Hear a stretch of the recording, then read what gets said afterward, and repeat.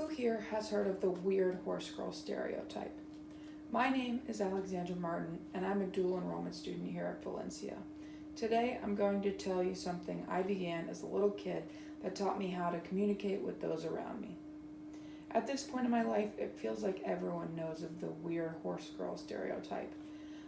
Whenever I tell anyone I'm a competitive equestrian, the look on their face changes immediately, and I know exactly why. Being judged for what I'm passionate about used to bother me, but now that I'm older, I don't mind.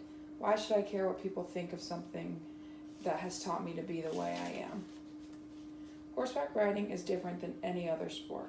I am not on a team with various other kids my age that love to play that sport as much as I do, or even on a team by myself. I am on a team with a living, breathing animal that has a mind of her own, but cannot verbally communicate what is going on in her mind. Through horseback riding, I have learned that communication is much more than verbal cues. Horse and rider communication is through a much deeper level. Of course, I show my love through care, feeding, and affection, but we communicate in the practice and competition arenas through leg, hand, and seat cues. And my equine partner communicates through her body language and her spirit. As a partnership, we have built trust. If I do not trust the animal beneath me at all times, I will make a mistake. For example, if I do not trust my horse to take me over the jump in front of us, we will not make it over that jump. The horse can tell how the rider is feeling based on the cues the rider gives. For example, if I were to get nervous that my horse was not going to take me over the jump, I would unconsciously begin to tighten my grip on the reins or take my leg off the horse, insinuating that she no longer needs to go. By doing this, my horse thinks that I am telling her the jump in front of us is not something we need to worry about, and thus she will not go over it. Communication with a horse is a two-way street. I have learned to value what I feel for my horse over the goal of the day.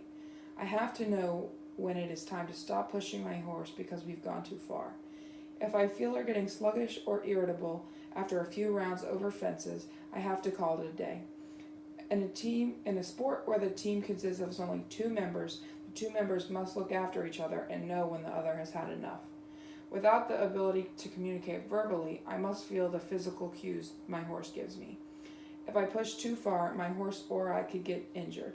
So, for the sake of both horse and rider, I must know when to stop, whether I want to or not.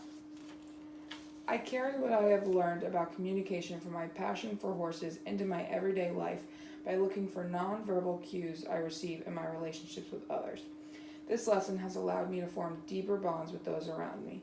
So, next time you're talking to one of your friends, try to look at their physical cues because they may be saying something different than you're actually thinking. Thank you.